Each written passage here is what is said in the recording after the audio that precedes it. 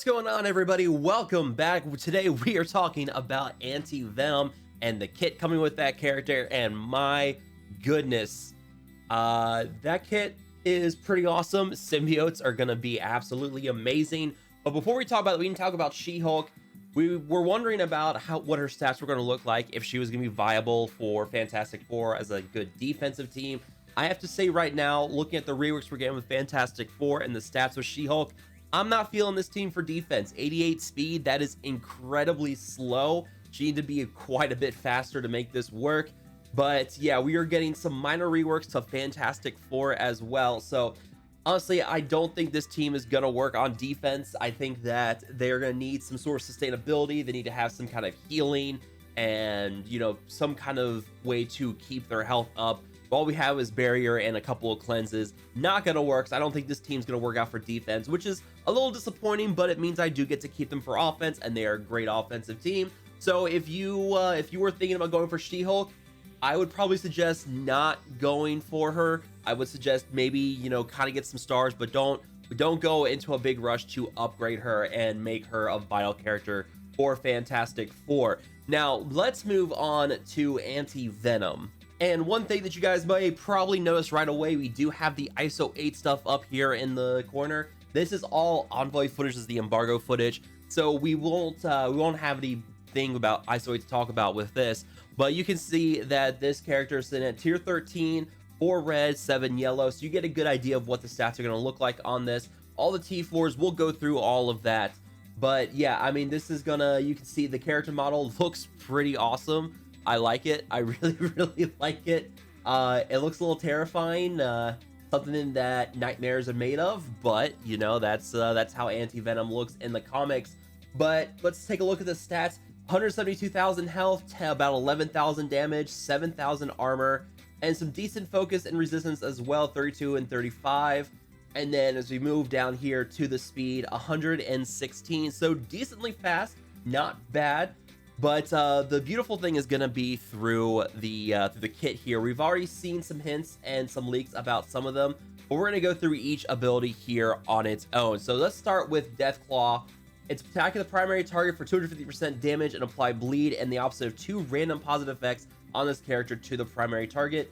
Heal the most injured non-summoned ally for 10% of this character's max health and clear heal block. One of the big problems with Symbiotes is heal block and not having a reliable way to clear it. That's why I run Squirrel Girl with my Symbiotes right now, because she gives you that team-wide cleanse. She can move pretty quickly. And yeah, that's why I use her. So having something here that can clear heal block is much needed. I'm glad to see that. And you can see the T4s. Actually, you can't see the T4s. Let me just move my my face out of the way for you guys there. You can see that the T4 on this is plus 50% damage to the primary target and apply the opposite of 2 random positive effects plus 5% healing. So it looks like a worthwhile T4. I think this is one you're probably going to want to put on, because without it, it's just applying the opposite of 1 random positive effect. I think this is one you could definitely go for as a T4 on Anti-Venom. And then, of course, this attack cannot be dodged. We didn't see that earlier. So then moving on to the special here. And this is where Anti-Venom gets really, really cool. Antiseptic, it is a 6/6 ability, so you're going to be able to use it right away. Clear heal block on all allies, apply immunity to all allies, heal all allies for 20% of this character's max health. Revive a dead symbiote ally with 60% base health. If there are no symbiote allies to revive, gain 3 ability energy, and then that's it. But here's where this is where you're definitely going to want a T4. Reviving a dead symbiote ally with 60% base health. It is 30% otherwise, so it's about a 30% base health boost. I think that's worthwhile T4 as well, plus 5% healing. I think this is one to go for too. I think this is a character you can dump quite a few T4s on, honestly. But yeah, I mean, getting a revive for symbiote allies, this is very much like Minerva. We already saw with Scream that anytime you defeat someone, that Scream could heal up any symbiote ally on the team for a percentage of her health. Well, now you're getting the revive ability here with Anti-Venom and clearing all heal block on all allies and applying immunity and healing for 20%.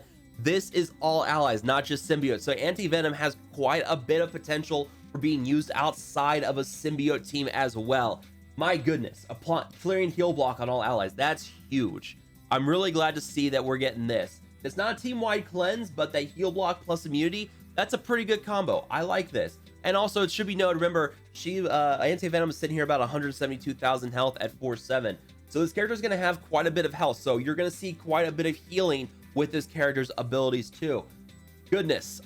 Yeah, I'm excited. I'm very, very excited for this character. And then we get here to the ultimate, and my goodness. Gain the opposite of all negative effects, excluding bleed, on the primary target. Attack the primary target for 300% damage and 100% drain, and gain 2 regeneration.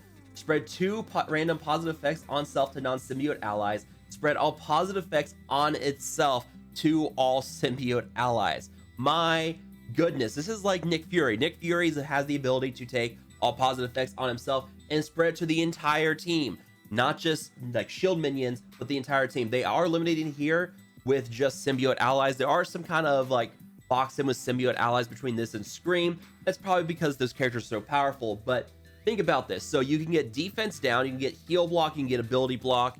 There's quite a few debuffs that the symbiotes can throw out. Now you can't flip the bleeds, which is fine because you get plenty of regeneration here. You get 2 regeneration here with this ability, and then yeah.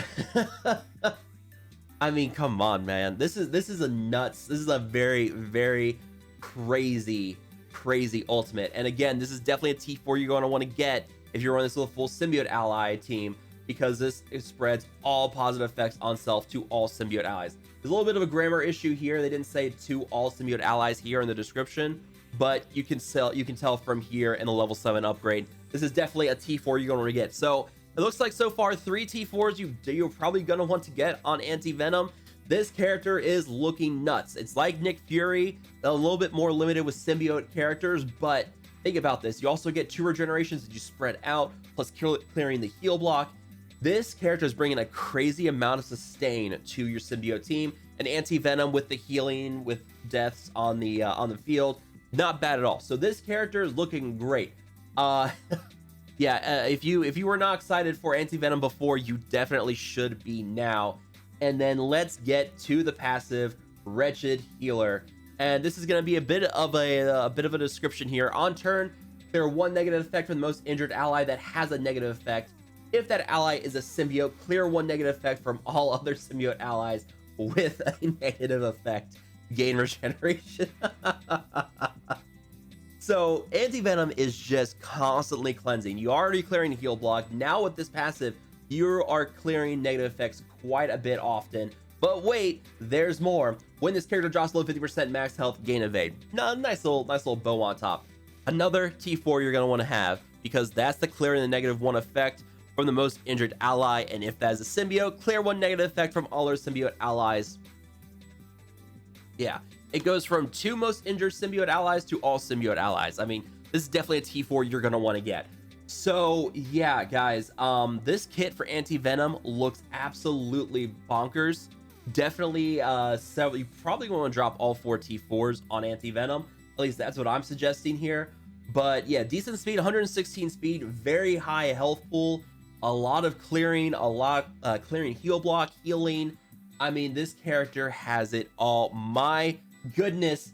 If you were not excited for Anti-Venom before, I hope you are now, because this character looks insane.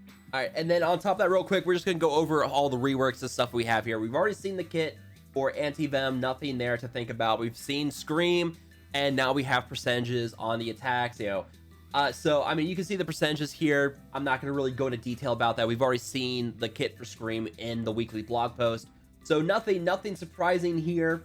Yeah, I mean, Scream looks good too. Scream is supposed to be a campaign event character. Looks absolutely amazing. This healing all symbiote allies for death of any character. That looks great to speed up. So yeah, guys, you should definitely be getting excited for this character. We got some percentages here for She-Hulk, but again, like I said earlier, low speed on this, plus the lacking reworks on Fantastic Four, which we'll see here in a moment.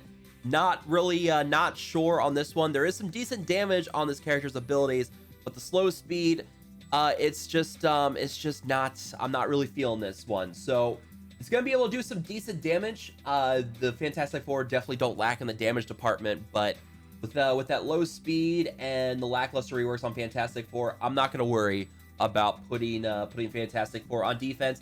And you can see pretty much the reworks to Fantastic Four was just adding She-Hulk in, which is pretty disappointing. There wasn't really anything here. There's a couple of different changes here with She-Hulk. Their defense up on the primary target, another character with the most armor. A decent buff here to Mr. Fantastic, but again, yeah, this is where we're at. Not too much in the way of healing. So yeah, if you're thinking about putting Fantastic Four She-Hulk on defense, I recommend you guys skip. You wait. We'll do some testing maybe and see how they work on defense, but I'm not really feeling like this is going to be a team that can consistently hold. Maybe able to get 1 or 2 holds, but without the ability to keep up healing, and you just have barrier, I'm not seeing this as a long-term defensive team. So yeah, that's about it. A couple of minor reworks here with some She-Hulk stuff written in for Fantastic Four, a slight buff to the ultimate on Mr. Fantastic, and yeah, we've got the kits for Anti-Venom and Scream. So let me know down below, what did you guys think about this? Are you guys excited for this character? I'm excited for Anti-Venom. I'm excited for Symbiotes. Symbiotes gonna be crazy. Let me know down below. But as always, if you guys have enjoyed this video, make sure that like button, share, and subscribe to the channel for more Marvel Strike Force content in the future. And as always, I will see you guys next time.